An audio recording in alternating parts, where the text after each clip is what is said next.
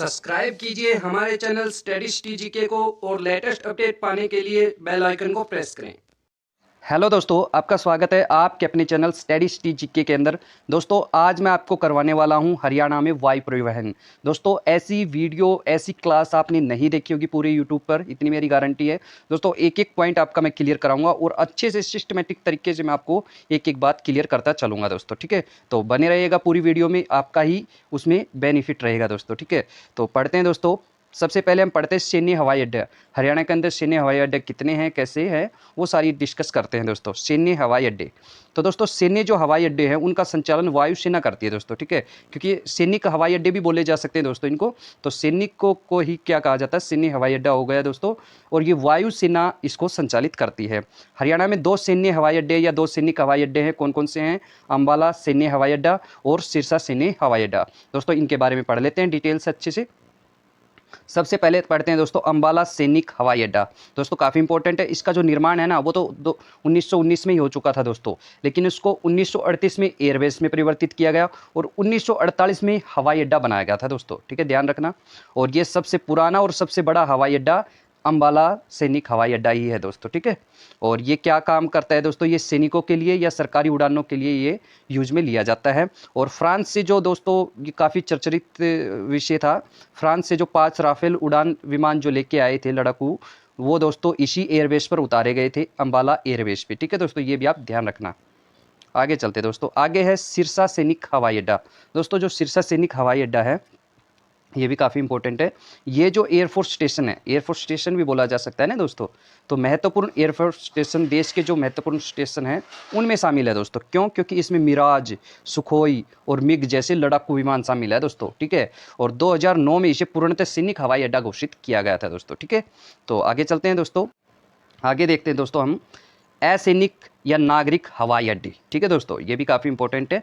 तो देखते हैं दोस्तों, यहाँ से असैनिक हवाई अड्डों का जो संचालन करता है दोस्तों, वो करता है नागरिक उड्डयन संस्थान। तो आपको ये सारी चीज़ें मैं अच्छे से विस्तार से समझा रहा हूँ। सैनिक हवाई अड्डों का संचालन कौन करता था? वायुसेना करती थी। लेकिन असैनिक या नागरिक हवाई अड्डे हैं, उनका संचालन कौन करता है? नागरिक उड्डयन संस्थान, ठीक है दोस्तों। नागरिक उड्डयन संस्थान कहाँ पर स्थापित है दोस्तों? ये चंडीगढ़ के अंदर है। इसके बारे में भी मैं आपको थोड़ा सा बताऊंगा आगे वीडियो के अंदर, ठीक है। हरियाणा में 6 सैनिक जो असैनिक हवाई अड्डे हैं दोस्तों, कौन कौन से हैं? ये है दोस्तों, एक करनाल है, हिसार है, भिवानी है, पिंजौर है, नारनौल है और जींद है दोस्तों, ठीक है। इनके बारे में आप अच्छे से याद रखना, इनके नाम याद रखना दोस्तों, करनाल, हिसार, भिवानी, पिंजौर, नारनौल और जींद, ठीक है दोस्तों। अब इनके बारे में अच्छे से पढ़ लेते हैं। सबसे पहले दोस्तों हिसार हवाई अड्डा, काफ़ी इंपॉर्टेंट है, काफ़ी हाईलाइट है ये, ठीक है दोस्तों। तो न्यूज़ में काफ़ी हाईलाइट रहा है ये, तो इस पे क्वेश्चन आपके बनने के चांसेज हैं, तो इसको अच्छे से हम डिस्कस करेंगे दोस्तों, ठीक है। इसकी जो स्थापना है दोस्तों वो 1999 में की गई थी और इस हवाई अड्डे के विकास को 3 चरणों में पूर्ण करने की योजना बनाई गई दोस्तों, ठीक है, कि 3 चरणों में इसका विकास किया जाएगा। तो पहले चरण में इसको क्या किया गया दोस्तों? घरेलू उड़ानों के लिए अपग्रेड किया गया, ठीक है, जो कि 2018 में पूरा भी हो गया ये चरण, ठीक है। फिर अब ये चरण चला दोस्तों दूसरा वाला, ठीक है। इस चरण में 6 से 7 सीटों वाली विमान सेवाएं दी जा रही हैं। ये भी पूरा हो चुका है दोस्तों, इसमें विमान सेवाएं दी जा रही हैं। अब तृतीय जो चरण है दोस्तों, ये 2024 तक अंतर्राष्ट्रीय हवाई अड्डा बन जाएगा, ठीक है दोस्तों।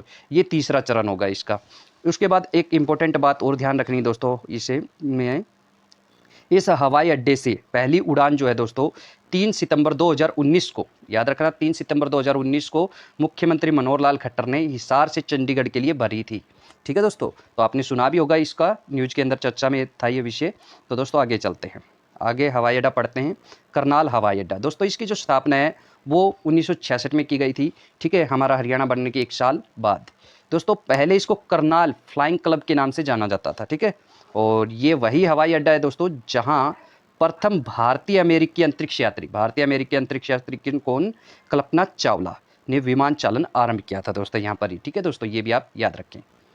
आगे दोस्तों नारनौल हवाई अड्डा। दोस्तों, ये भी काफ़ी इंपॉर्टेंट है और इस पर काफ़ी ज़्यादा काम होने लग रहा है और आगे भी होगा और इसको भी हिसार की तरह बहुत ही जल्दी अपग्रेड किया जाएगा दोस्तों, ये बात आप ध्यान रखें। तो ये इसको भी आप नोटिस में रखें।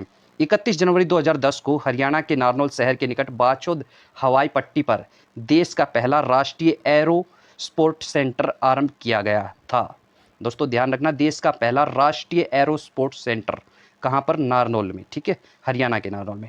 इसका जो नाम रखा गया है दोस्तों वो रखा गया Rajiv Gandhi aero sports centre. ठीक है, ये आप याद रखना अच्छे से। ठीक है, आगे दोस्तों प्रदेश सरकार ने क्या किया दोस्तों, प्रदेश सरकार ने 2021-22 में, ठीक है, 2021-22 में बाचौद हवाई पट्टी पर विमानों की नाइट लैंडिंग के लिए बजट का प्रावधान भी किया है दोस्तों। कौन से बजट में? 21-22 वाले में दोस्तों। ठीक है, भविष्य में यहाँ पर भी हिसार की तरह ही टैक्सी सेवाएं दी जाएंगी, ऐसा मानना है। और नागरिक उड्डयन विभाग जो चंडीगढ़, ठीक है दोस्तों, यहाँ पर एक गेस्ट हाउस भी बनाया है दोस्तों इसने। ठीक है, कहाँ पर? नारनौल के अंदर नागरिक उड्डयन विभाग की तरफ से यहाँ पर गेस्ट हाउस बनाया है दोस्तों। ठीक है, वीआईपी हाउस भी बनाया है वीआईपी लोगों के लिए। वो दोस्तों यहाँ पर स्नान आदि के लिए वगैरह सब कुछ यहाँ पर सुविधा बनाई गई है दोस्तों। ठीक है, आगे चलते हैं। आगे है पिंजौर हवाई अड्डा।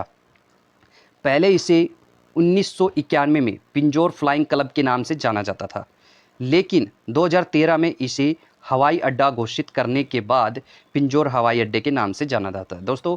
2013 में इसे हवाई अड्डा बनाया गया, उससे पहले ये भी क्या था? फ्लाइंग क्लब ही था दोस्तों। ठीक है, आगे दोस्तों भिवानी हवाई अड्डा।